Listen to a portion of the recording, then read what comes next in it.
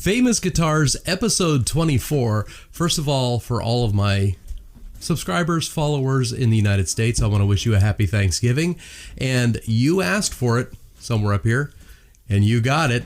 So let's talk about this famous guitar right here.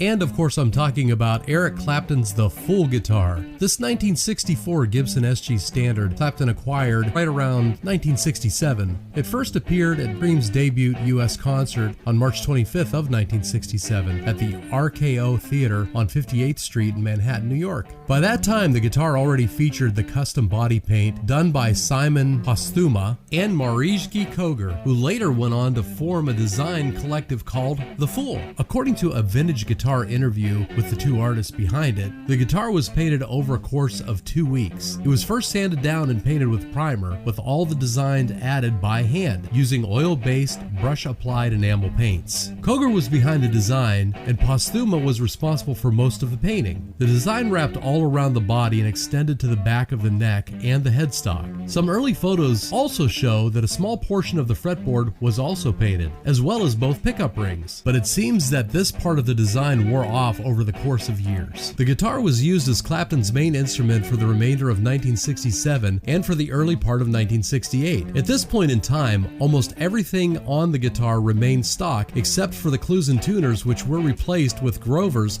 sometime after August of 1967. By late 1967, most of the paint on the back of the neck was gone due to excessive use, and the fact that the paint apparently wasn't sealed at all. There are photos from around this period clearly showing the guitar from the back. Also note that this is the last time we would see the SG with the original clues and tuners. So where did it go? Clapton, who had a tendency to change up his guitar arsenal, eventually stopped using his Fool SG. At one point, it ended up in the hands of musician and producer Todd Rundgren. When Rundgren obtained the Fool SG, it was a mess. When it was initially painted, the paint must have still been wet when Clapton started using it, which also deteriorated part of the neck. Rundgren had the guitar restored and fixed the areas where the paint had worn. He also sealed the paint so that no more damage would occur. According to Julian's auction house, he eventually played a copy, one that was given to him, which he said actually sounded and played better. So where is it now? According to blabbermouth.net, Eric Clapton's iconic The Fool guitar sold at auction for $1.27 million,